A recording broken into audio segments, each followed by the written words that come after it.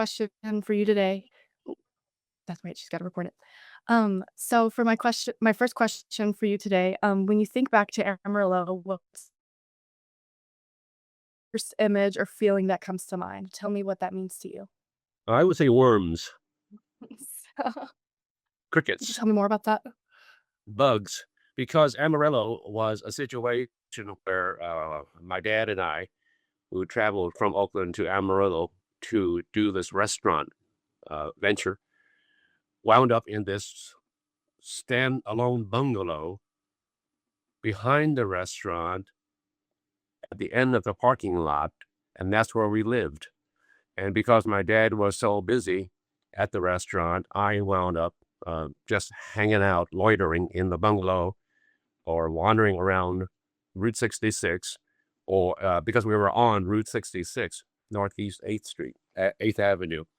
And so during warm weather, which there was a lot of in the summer, I would also sweep out the bugs that were hanging out in front of the bungalow. So yes, worms and bugs and caterpillars. That's my main visual recollection of Amarillo. There were others, thank God. Well, I would say that it's not inaccurate. Now my second question, what was it like to be separated from most of your family and at age 12 going off from Oakland to Amarillo with your father? Well, it was at first, I think, kind of scary because at age 12, you've pretty much settled into your family routine and you've had a few school friends and a certain routine, including working at the restaurant when the family had a restaurant in near Chinatown. So I'm kind of used to all of that. And to be told you're going to go with your father to this place in Texas and you're going to be with him and you'll help at the restaurant. Maybe we don't know for sure. And that turned out not to be the case. Uh, and so it was kind of scary at the same time, especially when I talked to my older sister, Sarah. She's advised me to take advantage of this. This is your chance to escape Chinatown and, the life as we have it here Yeah. on 8th Street in Oakland. And this is your chance to get away from Chinatown and from Chinese school and God knows from your family and have some adventures out there wherever that is. And so I began to think, okay, yeah, I see her point. And so then began to look to it as a possible adventure. And so it was mixed emotions. Mixed emotions. Okay. What, if anything, did you know about Texas or Amarillo before moving here? I knew it was a big state, and that is about it. I think I only knew about it from reading in textbooks or watching TV if we had one. Yeah, we had one, and radio and the Lone Ranger. So that was probably the main connection to Texas, and yeah, but I can say the same thing about Colorado or New York or Nevada or Washington or any place.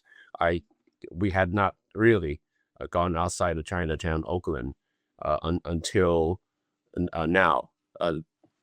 2 years before I went to Texas with my dad, my older brother Barry went to Reno, Nevada with him. So I take back not knowing about Nevada because we did visit his restaurant venture there once or twice. So Barry had taken his turn accompanying my father and just being company and helping out. And so I followed in his stead. Listen. Route 66 is often seen as a symbol of the American dream. When your family moved to Amarillo, what did that dream look like to you? I didn't know that Route 66 symbolized anything. This was before the song that helped to make Route 66 more famous Okay. by Nelson Riddle, I'm pretty sure, an instrumental. Okay. And so there was no, it was not of great renown, especially to us in Chinatown, Oakland. And so I And I'm not so sure that I had learned about it while I was living on Route 66. It was and it wasn't our address.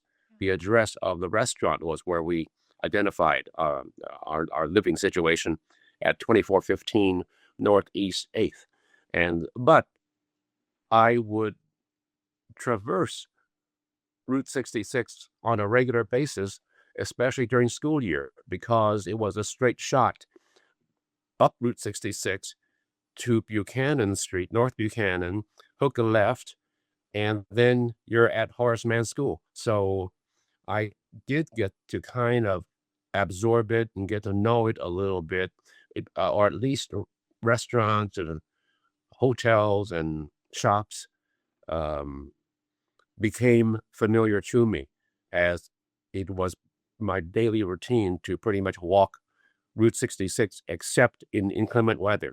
Then I think my father or someone else would drive me that mile and a half to a Horace Mann School. Talking about Horseman, what was it like being the only Asian student in your school? Did you feel more invisible or maybe even more visible? Oh, yeah, I would not say I felt invisible. I was the only Chinese or Asian American kid in the class, the school. I think there were 3 levels, 7th, 8th, maybe ninth grade, and I was in 8th grade. I was only there for a year, so I didn't go on into the, senior year there at Horace Mann. But, no, it was, very strange because in Oakland, it was a mix of all people, at Westlake Junior High School and the school before, and here uh, they said, Ben, we're not sure where you're going to be placed in terms of school. You're going to go to either Horace Mann Junior High or George Carver Washington, all black. Yeah. So the somebody at the uh, district board, the school board, determined that I would go to Horace Mann, and so I went. And so I couldn't just disappear into the crowd. I kind of stood out by nature of what I was. But it was a very nice school, and I can't say anything bad at all about my classmates. They were all very nice, very friendly, very welcoming, and invited me. And not only am I a stranger, I'm popping in 8th grade. So it's not as if I'd been with them for a year already. It was just this alien.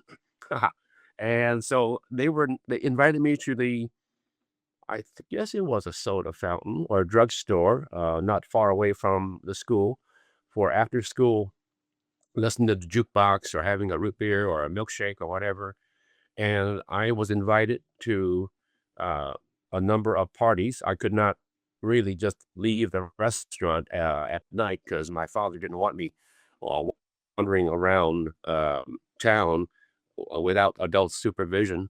And so I stayed mostly at the restaurant, but once or twice I got out and socialized with my classmates. And then there was one friend, a guy named Jackie Hines, who was really nice. And we became friends. And he had a bicycle, so he would come to the Ding Hao and right around the vast parking lot in back of the restaurant. And then he would let me borrow one of his other bikes. So we both went bicycling. So that was about as close as I had to a best buddy. But overall, I think that it was a good experience. And Sarah, my sister, was right. It was an escape from the norm. And it was an overall pleasant experience.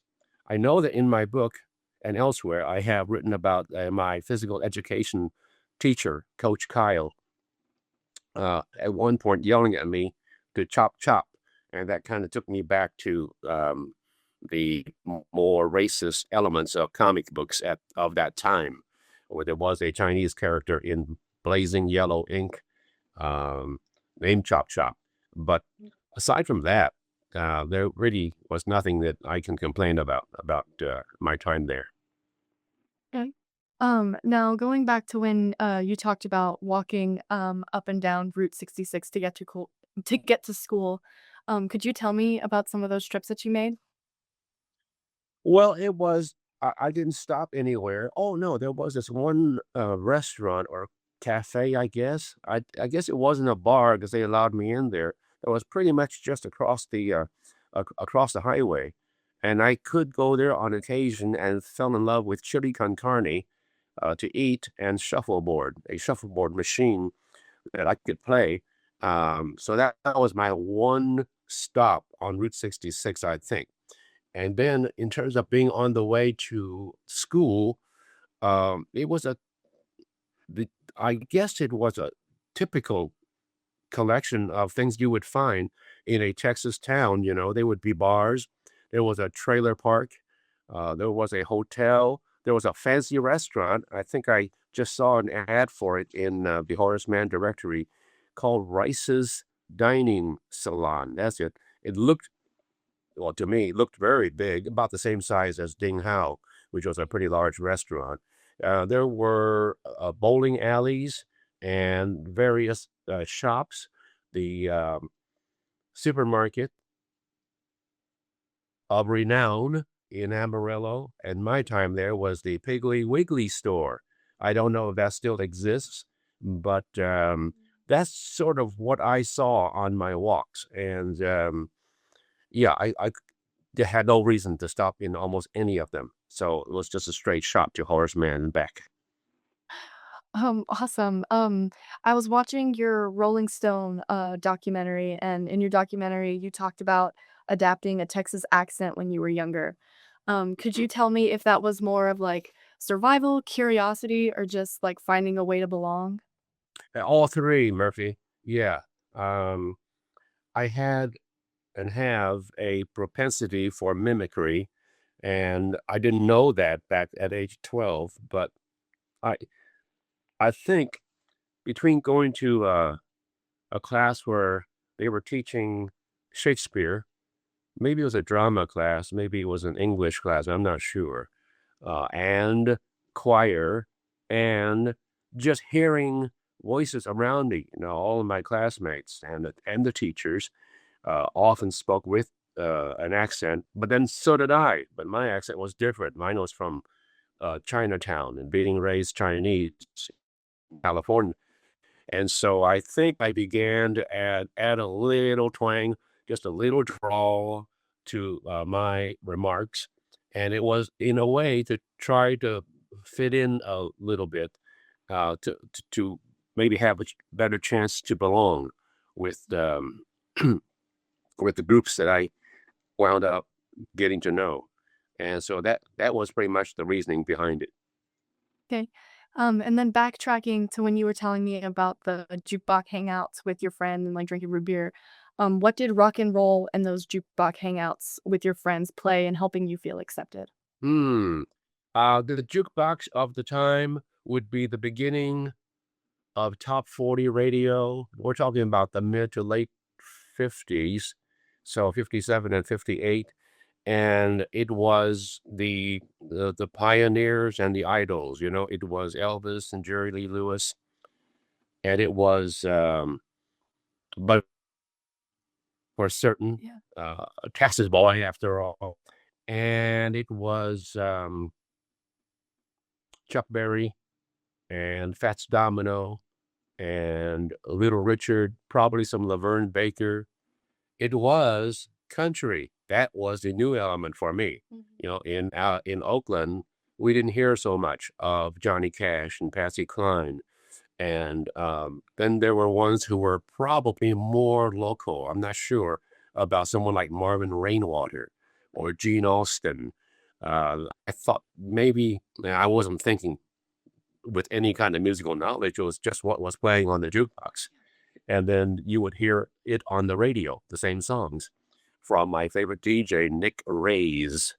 And KFDA, I think it might have been his radio station. And I think he also hosted one of those localized bandstand dance shows. So I had lots of musical input between among all of those elements, as well as my own radio in the bungalow of Worms, and there was a TV set in the other room where our two fellow cooks lived, and so I would turn on that TV and again be able to hear music and see shows like Leave It to Beaver, stuff like that to stay entertained. Yeah. Did experiencing discrimination in Texas change the way you later connected with musicians, especially artists who felt marginalized or maybe who actively were? Well, I didn't. Wait, what was that first sentence you said? The first, did I feel Um, this? did experiencing discrimination in Oh, Texas change the way you later connected with musicians? right. Well, I have to correct you in terms of experiencing discrimination.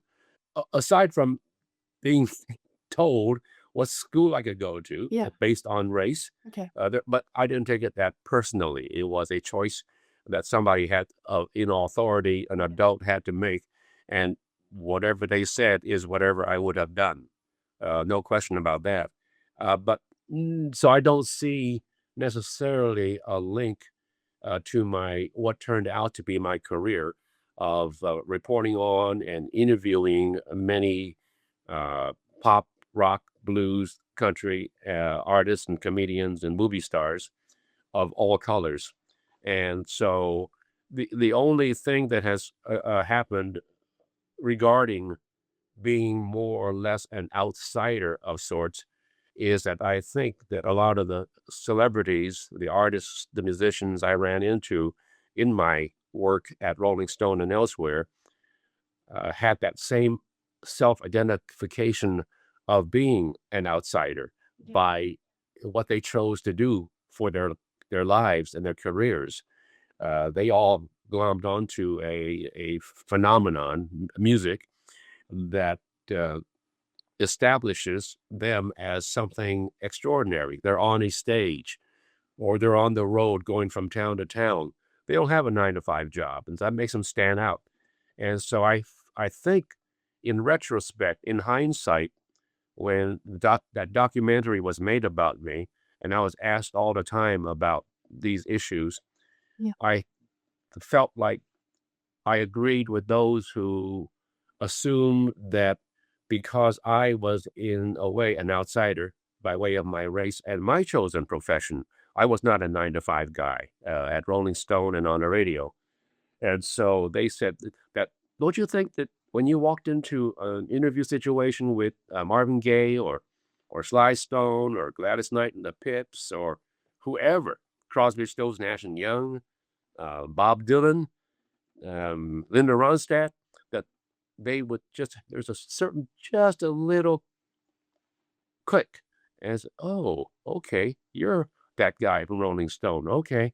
And, you're seeing a Chinese face, um, with a Texas accent. So, yeah, I presented myself as a kind of an outsider without declaring it. It's just what I was, and that's just what they were, and that's how natural it was.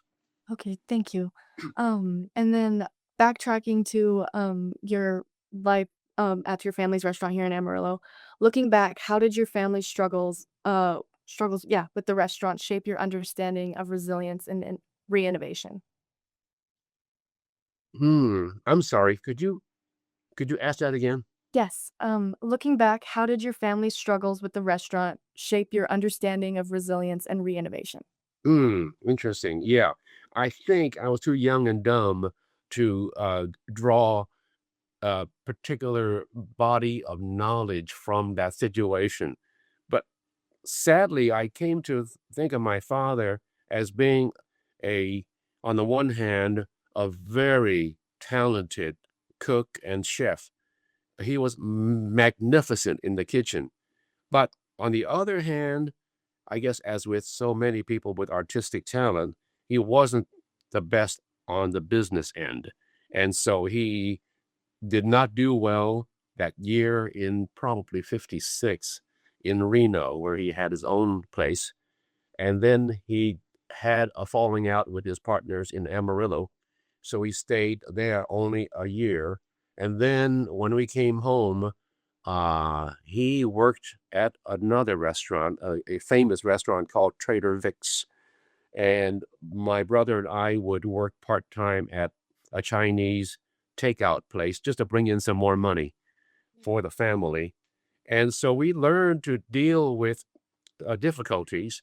And we also, by the way we were raised, doing chores, spending time at family restaurants, helping out, and we just continued on that line and didn't think much more about it than that this is what we're raised for.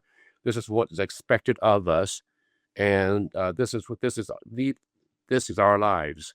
And so I took it on from there. I think in later years, people asked, "Well, how did you become an editor?" And you had a great success in your career. How did that come about? Um, and I think back to those times in Texas and in Hayward, California, where we had a restaurant, and elsewhere, that my parents instilled in us a certain ethic, a sense of responsibility. And in my own case, I can't speak for Barry and Shirley and Burton, but I think it helped me with meeting deadlines and just turning work, tedious work, into something sporty. I would pretend that I was playing baseball or basketball while I'm actually only peeling prawns or rolling wontons and throwing them into a bag. But I made that throwing into a bag or basket a mini sport. So that's kind of how I made it work. Okay. If you could revisit Amarillo today, what would you say to your younger self standing along Route 66? Get out of here. Uh, No, I believe that Route 66 underwent a good number of changes. I actually returned to Amarillo in October of 1975 when I was on tour with Bonnie Raitt, who was traveling around Houston and Dallas and maybe one other city. And so I took advantage of being on the road with her and her band to take a detour and revisit Amarillo. So that would be, what I just say, 75. So that's, I was 30 years old, and that would be about 18 years after I had been there. So in those years, I don't think Route 66 had changed that much. I believe the major changes have happened since then. But I went back to the Ding Hao restaurant on Route 66. The son of the original majority owner had taken over. The restaurant had fallen into disrepair. It was looking kind of funky. It didn't seem to have any business. And so I felt sad. And the bungalow was also dilapidated. The worms were still there, the caterpillars still hanging out. But it was a whole different thing than I remembered as a preteen. But I went to the school and visited with, I think, the principal just to get some idea of to remind myself of what Horace Mann looked like. It was still standing, and I believe it still is on North Buchanan. And then I walked a part of Route 66, and I believe that my notes tell me that they were much the same in terms of the shops and restaurants and bars and trailer park and hotel or motel, I think it was, there, and the supermarket, all about the same. So I think the changes happened well after.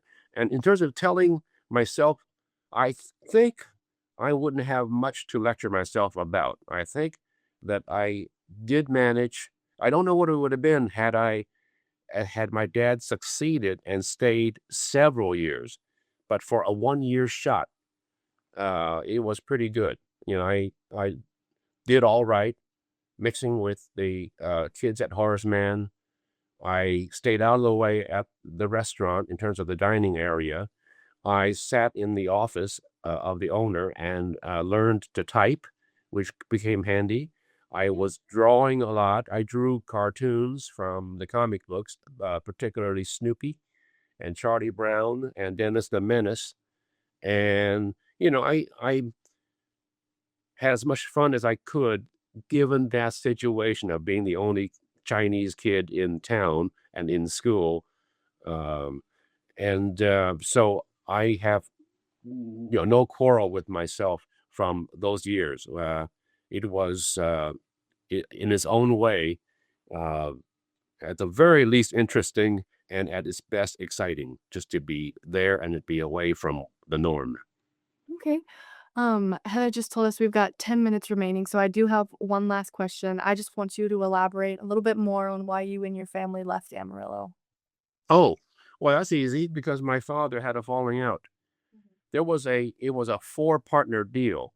I think that Mr. Joe was the kind of, if there was a majority owner, he would have been the one. He was a wealthy guy with a family in Amarillo and this vision for building this restaurant. He bought in my father. I think we must have known his family from previous years, and these two other fellows who were cooks, and formed a partnership and promised that everybody would share in the profits. And my dad came to suspect that he was being cheated, that he was not getting a fair share or the excuse me, the promised share of profits. And so, uh, yeah, they fought, and he said, "I'm out of here." And that's the only reason that we left. Obviously, if the restaurant had been a greater success and he saw a fairer share of the revenue, then we would not have left. It was only my father and me. Uh, it was not our family of with five kids and two parents in Oakland. So we left and rejoined them in Oakland after I think it was about a year. I believe it was spring 57 to spring 58. My drawings are dated. This is my drawings. And in the bottom there, it does say 3/19/58. So early spring of 58. And that was shortly after that. I think we left. And then I was back in Westlake Junior High School for ninth grade a few months after that. Well, those were all my questions I had for you today. Thank you so much for your time. I'm so grateful and so blessed that I got to be the person who got to interview you today. And again, thank you so much for your time today. Like, this was so awesome. Murphy, congratulations on your work as a fellow, and I hope you have a great time helping to celebrate Route 66. I'm happy to be a part of it. It was an interesting moment in my life, and I'm happy to share it with you. Thank Thank you. you so much. Thank